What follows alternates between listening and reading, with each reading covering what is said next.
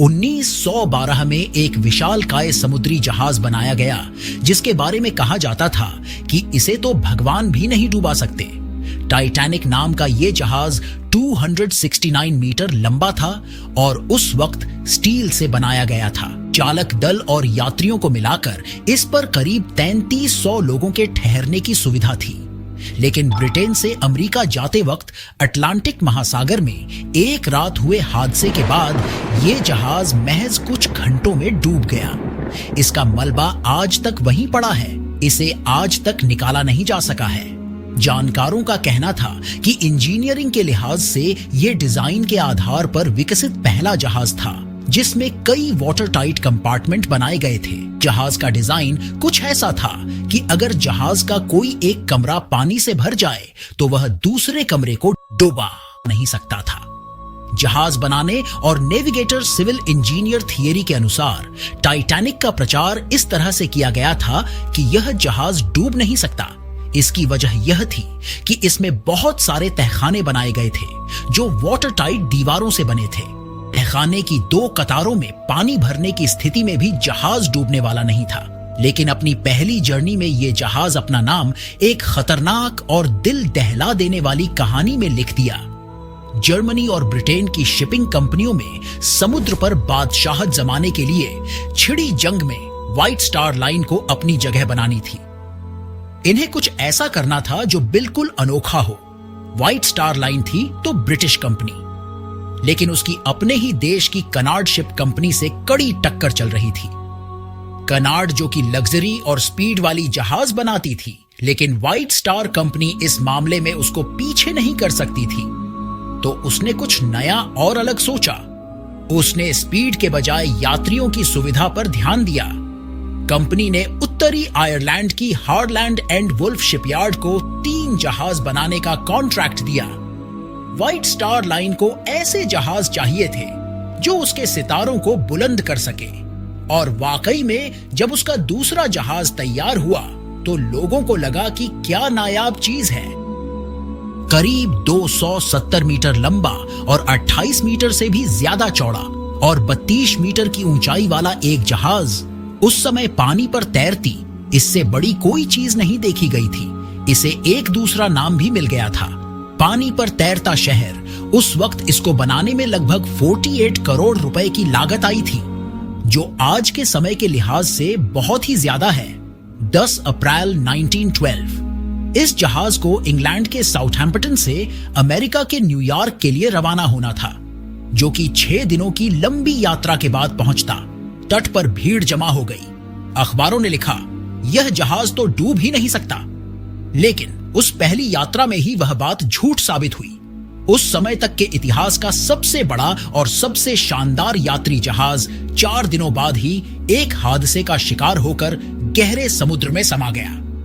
1504 यात्रियों और चालक दल के लोगों की जान गई।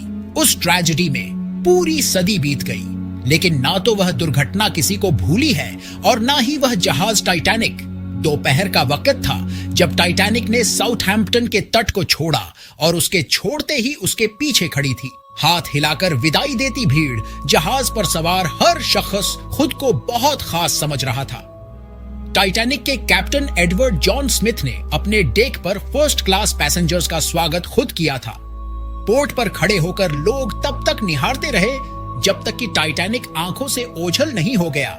यही उनकी पहली और आखिरी मुलाकात थी। 14 अप्रैल की तारीख बीतने में केवल 20 मिनट बाकी थे जब क्रू मेंबर फ्रेडरिक फ्लीट ने सामने पानी में एक आइसबर्ग देखा, बर्फ का तैरता पहाड़। उन्होंने तुरंत यह सूचना फर्स्ट ऑफिसर विलियम मर्डॉक को दी, जो कि शिप के इंचार्ज थे। उनके पास कुछ फैसला लेने और क्रू मेंबर्स के लिए कुछ करने को केवल 37 सेकंड थे। जाहिर है यह वक्त काफी नहीं था इतने विशाल जहाज को मोड़ने या रोकने के लिए, लेकिन बस यही एक वजह नहीं थी इस हादसे की। इस यात्रा की शुरुआत से लेकर आखिर तक गलतियों की एक लंबी लिस्ट रही है। टाइटैनिक को डुबाने में खुले आसमान के नीचे 33 किलोमीटर प्रति घंटे की रफ्तार कोई ज्यादा नहीं थी। ऊपर चांद नहीं निकला था, लेकिन बादल भी नहीं थे। विलियम मर्डॉक को वह आइसबर्ग बहुत पहले नजर आ जाना चाहिए था।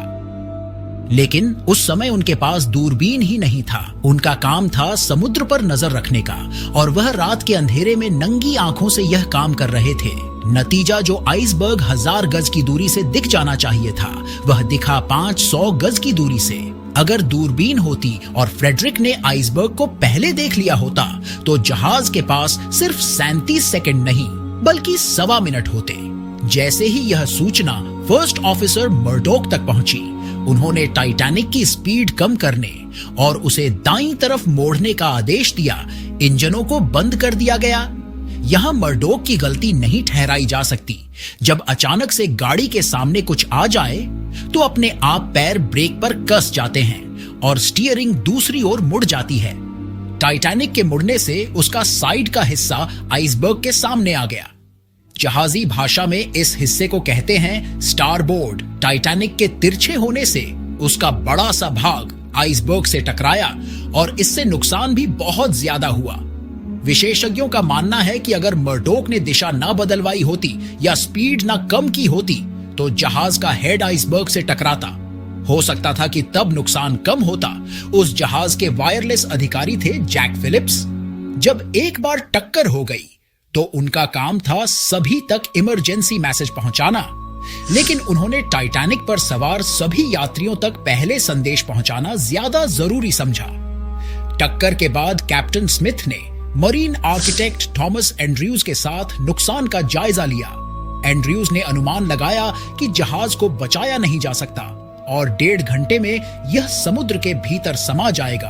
अब जल्द से जल्द यात्रियों को लाइफ बोट पर सवार करना था, लेकिन उतनी लाइफ बोट थी कहां? जहाज पर केवल उतनी ही लाइफ बोट थी जिनमें 1178 लोग सवार हो सके। उस दिन टाइटैनिक में उस जहाज की कैपेसिटी के अनुसार सिर्फ आधे पैसेंजर ही थे। अगर कहीं जहाज पूरा फुल होता तो 1/3 यात्रियों को ही लाइफ बोट्स में जगह मिल पाती। ज्यादा लाइफ बोट इसलिए नहीं रखी गई थी क्योंकि कंपनी को लगा कि इससे फर्स्ट क्लास में यात्रा करने वाले अमीर पैसेंजर्स के लिए सुविधाएं कम हो जाएंगी, उन्हें कम जगह मिल पाएगी। हालांकि जो लाइफ बोट थीं, उनसे भी और जानें बचाई जा सकती थीं, लेकिन शुरू में क्रू को अंदाजा ही नहीं था कि एक बोट में कितने यात्रियों को सवार करना है। कई लाइफ बोट तो केवल 60% तक ही भरी थी।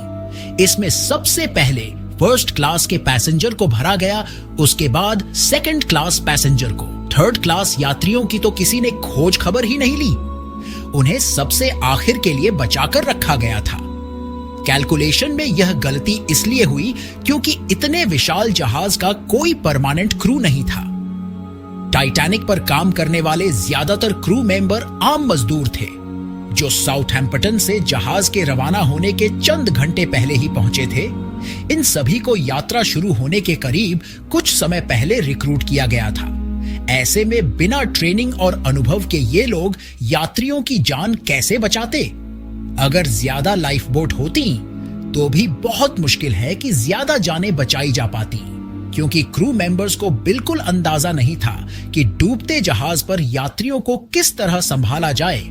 टाइटैनिक में 15 बल्क हेड कंपार्टमेंट थे। निचले तल पर मौजूद सभी कंपार्टमेंट में इलेक्ट्रिक दरवाजे लगे थे। इन्हें ऐसे ही किसी हादसे के लिए तैयार किया गया था कि अगर जहाज के किसी एक हिस्से में छेद हो जाए या पानी भरने लगे तो उस कंपार्टमेंट को लॉक कर दिया जाए। इससे पानी पूरे जहाज में नहीं भरेगा। इन कंपार्टमेंट के दरवाजे तो वाटर टाइट थे, लेकिन दीवारें केवल कुछ ही फीट ऊंची थी। खारा पानी इन दीवारों को लांघता एक से दूसरे कंपार्टमेंट में भरता चला गया। 15 अप्रैल की तारीख लग चुकी थी। रात करीब 2:10 पर टाइटैनिक का बोट डेक पानी में समा गया और हर खिड़की दरवाजे से जैसे सैलाब उमड़ पड़ा। अब बस चंद मिनट थे इस जहाज के पास। पानी का प्रेशर बढ़ने लगा और टाइटैनिक का ढांचा उसे सह नहीं पाया और जहाज 2 टुकड़ों में टूट गया। रात 2:20 हो रहे थे जब समुद्र का यह तैरता शहर समुद्र में ही समा गया। इस जहाज पर 20 लाइफ बोट्स थे, जिसमें से सिर्फ 16 लाइफ बोट्स को यूज होने में लगभग 80 मिनट लग गए। आपको जानकर हैरानी होगी कि इस जहाज पर म्यूजिकल बैंड वाले थे। वो म्यूजिक बजा रहे थे ताकि यात्रियों को हौसला मिल सके। लेकिन दुख की बात तो यह है कि इसमें से एक भी बैंड वाले को नहीं बचाया जा सका और टाइटैनिक के साथ डूबकर उनकी भी मृत्यु हो गई। जब टाइटैनिक डूब रही थी तो उस वक्त कुछ फायरवर्क्स भी छोड़े गए, लेकिन उस वक्त उस वीरान समुद्र में कोई भी जहाज नहीं था जो इनको बचा सके। लगभग 709 लोगों को लाइफ बोट पर बैठाया गया था। बाकी के कुछ लोग समुद्र में डूब गए और कुछ लोग लाइफ जैकेट को पहनकर तैर रहे थे। हालांकि उस समय समुद्र के पानी का टेम्परेचर -2 डिग्री सेल्सियस से भी कम था, जिससे कुछ ही मिनटों में इन लोगों की जान ठंड के मारे ही चली गई। जहाज का पिछला हिस्सा ही पहले टकराया था, इसलिए वो हिस्सा पहले पानी में डूबा। उसके बाद आगे का हिस्सा ऊपर उठ गया, लेकिन वजन ज्यादा होने के कारण वो बीच से टूटकर अटलांटिक ओशियन की गहराइयों में समाने लगा। इस जहाज को पूरा डूबने में लगभग 3 घंटों का समय लगा था।